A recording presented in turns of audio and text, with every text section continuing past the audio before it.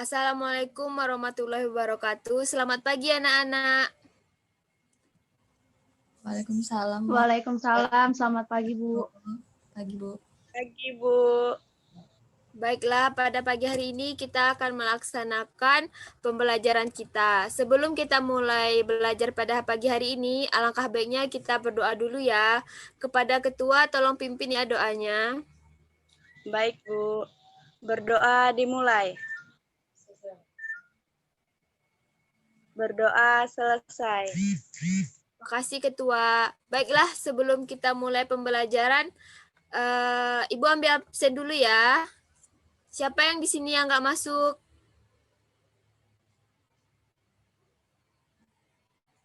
Ada yang tahu yang nggak masuk pada pagi hari ini?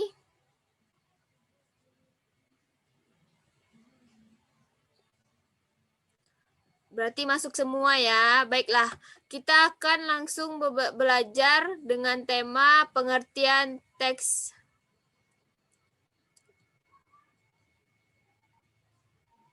Sebentar ya anak-anak.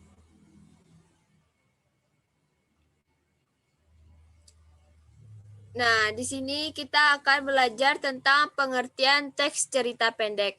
Sebelum Ibu masuk, apakah sudah ada yang tahu apa pengertian dari teks cerita pendek? Belum, Bu. Belum ya? Baiklah, langsung saja next.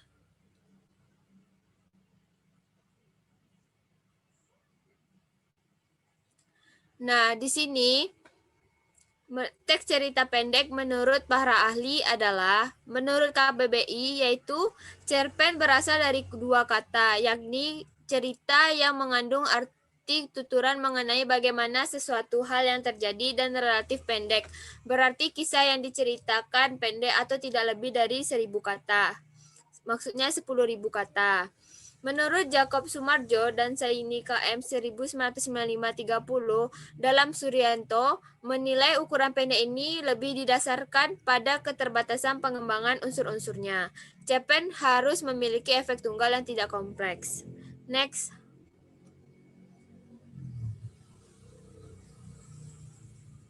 Nah, di sini bisa disimpulkan yaitu cerita pendek adalah salah satu jenis prosa yang isi ceritanya bukan kejadian nyata. Jadi kita itu bisa membuat cerita pendek sepengetahuan kita. Pandai-pandai kita untuk mengarang ceritanya ya anak-anak. Jumlahnya pada kata cerita pendek tidak lebih dari 10.000 kata. Pokoknya tidak boleh lebih dari 10.000 kata ya. Penulisan cerita pendek ini menggunakan gaya bahasa naratif, padat dan langsung ke intinya. Di sini apa kalian tahu apa arti dari naratif? Belum, Bu. Belum tahu ya, nggak ada yang hafal ya tadi malam. Tidak, Ibu. Enggak, Bu. Besoknya harus belajar ya malam-malam. Naratif itu dalam KBBI yaitu terlalu luas sebab untuk semua penyerta serta merta. Next.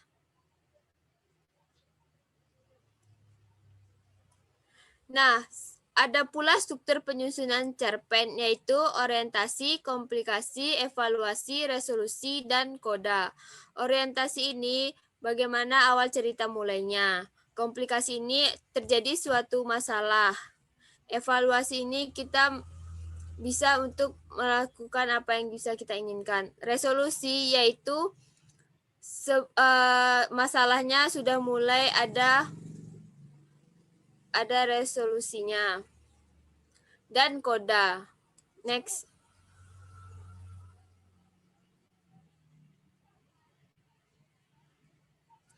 Di dalam cerpen terdapat unsur intrinsik dan ekstrinsik.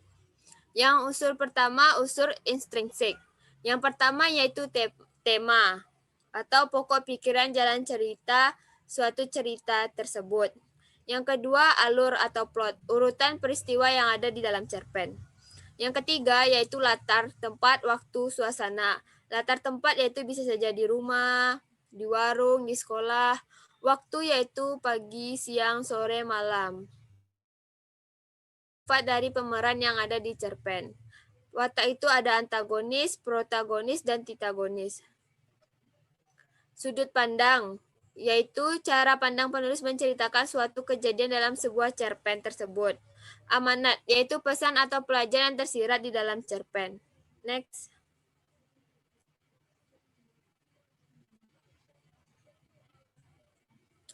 Nah, unsur ekstrinsi ini latar belakang yang dimiliki si pengarang dapat mempengaruhi cerita pendek atau cerpen yang dihasilkan.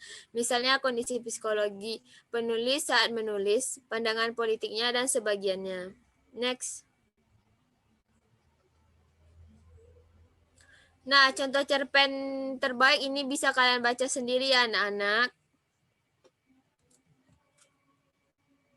Next. Nah, sekian dari pelajaran kita pada pagi hari ini. Apakah ada yang ingin bertanya? Tidak, Bu. Tidak. Paham. Paham ya? Baiklah, sampai di sini pelajaran kita untuk pada pagi hari ini. Minggu depan kita masuk lagi ya anak-anak. Sebelum memasuki pelajaran baru, akan Ibu tanya mengenai pembelajaran pada pagi hari ini. Jaga Baik, Bu. kesehatan ya anak-anak. Ibu pamit ya. Assalamualaikum warahmatullahi wabarakatuh. Waalaikumsalam warahmatullahi wabarakatuh.